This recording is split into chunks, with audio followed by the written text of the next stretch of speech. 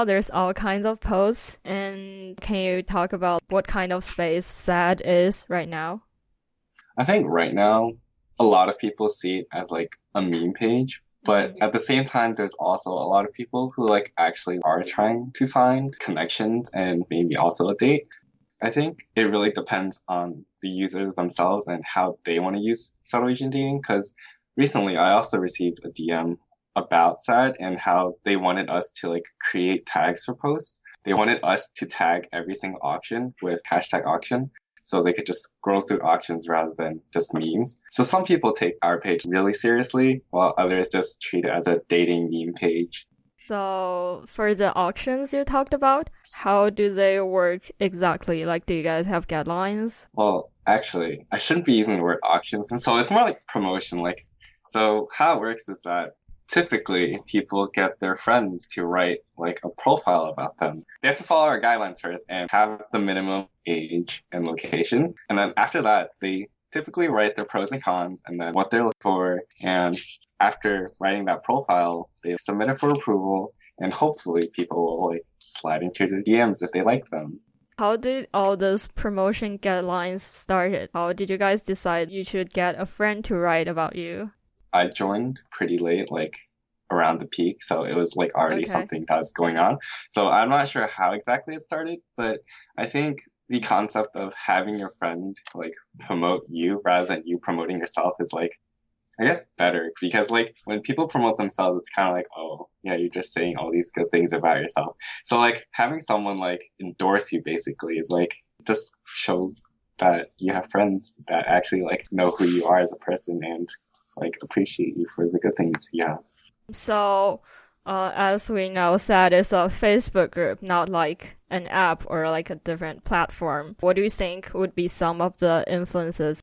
I think as a Facebook group, it allows for like much more social interaction rather than just like swiping right or swiping left and then just like saying hi. From our Facebook group alone, you could like just share memes, talk about experiences, ask about opinions, and share ideas on things you like about relationships and like how to like talk to your significant other and like things to look out for. And it's basically a forum, I guess, for dating. And I think it's super helpful for people that like want to like improve themselves as a person looking for someone to date. So as I checked several hours ago, like the group now has like around 400k members and from basically all over the world, right? And Yeah. by the way, there's like a few hundreds of UC students. So are most of the people in the group college students? We're actually not sure what like the main demographic is for our page, but I would assume most of them are college students or like somewhere in their 20s. What kind of events do you guys host? Just like casual meetups for members of that area to like meet up and like get dinner together and we would pay for it. And we really hope we can do more of that in the future because I'm from New York City and I want to see something like that happen in New York City. Yeah. You also talked about you approve the posts, right? Comparing to other apps, you guys probably have like very different expectations and rules for a post, right? Can you tell us more about that? Like, where's the line?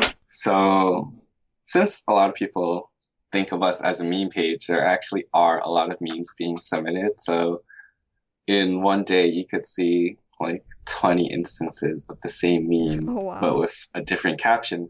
So, honestly, if you're the first person to submit it, then you'd probably get it approved. Otherwise, we just keep hitting delete. But that's for memes. And then as for auctions, we have guidelines that people don't really read. But we do have guidelines and we require people to have their name, age, and location, and I guess what they're looking for so people know what they're like stepping into when they like shoot the shot. Mm-hmm. We also tell people not to like fetishize or like post yellow fevery stuff. It's like I'm looking for like an Asian girlfriend or stuff. Like, yeah, what other posts are there? Oh, there's also like looking for recommendation posts and opinion posts, and most of the time we just approve it if it's not like super controversial. Like if it's like, what do you like better, like tall, short guys? So like there are posts like that, and yeah, we just try to approve things that aren't like super icky and would like cause trouble. So, what are some trends you see in the posts, like something interesting or unexpected? Well, the trend for guys specifically is this so-called 666, where it's like 6 feet, 6 figures, and 6 inches somewhere else. Um, but that's like the like perfect guy, so to say, on SAD, and I don't really think that's like a healthy thing to like a healthy trend to like follow. Everyone's different, and you can't like put everyone to that standard. But as for girls, there's also like standards like ABGs and just looking really pretty. Like not everyone's born that way, and you kind of like I don't know how to say it. It's just the trend is just like a lot of people just tend to like well receive good looking people, and like the not so maybe like amazing people are like kind of slept on, I guess. I mean, that's like a terrible way to put it, but yeah, that's kind of what happens. Like sometimes I see guys post and they'd only get like 20 likes, and I'm like, oof. And I don't really know what to say or do, but we just try to be supportive. Okay, can you just here insert an explanation of ABG? Personally, I don't really like understand it. I guess you just have to look hot and have eyelashes and wings on your eyes. And really like boba, I guess. But other than that, I don't really know how to define an EVG, honestly. Okay, cool. Last question. What is the best sad story you've ever heard or witnessed? I think success stories that are like super wholesome, like where they flew across the country just to meet them, and like now they're dating. So it's super wholesome to see, and yeah. All right, Chuck, thank you so much for talking with me and sharing all this information about SAD. No, thank you, Olina, for your time.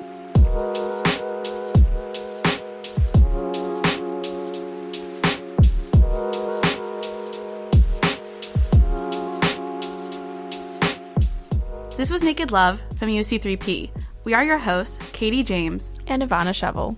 Listeners, don't forget to subscribe to Public Policy Podcasts. Our latest favorite is Thank You for Your Service, a podcast about the dynamics of American civil military affairs.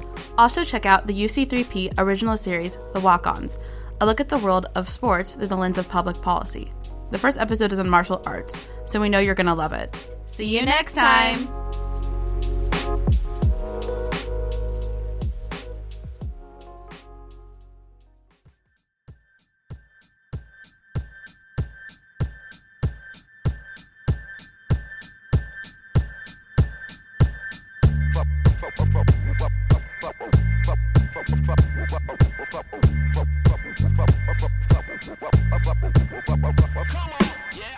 And that's a wrap on another episode of UC3P. Big thanks to all the students who spoke to us about how they've gone about finding love at the University of Chicago. Credits go to the entire Naked Love team. That includes Emily Kelin, Olina Yang, Franziska Harling, Ivanna Shevel, and Katie James. Special thanks to Susan Paykin and Lauren Lee, who helped produce this episode last year. Our communications director is Thomas Krasnican. Our finance director is Donovan Harvey. Our publisher is Haz Yano. Our intro music is Knockout 2 by the Tooby. Our outro music is Yes Yes Y'all by Matt Large. Our cover art was designed by Shirin Raban.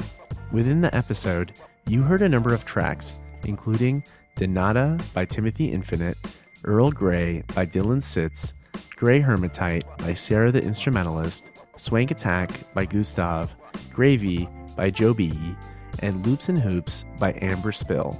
If you want to hear more podcasts, check out our website, uc3p.org. And if you want to contact us, our email is the uc3p@gmail.com. My name is David Raban, and stay tuned. We'll be back next week with public interest attorney Evan Smith.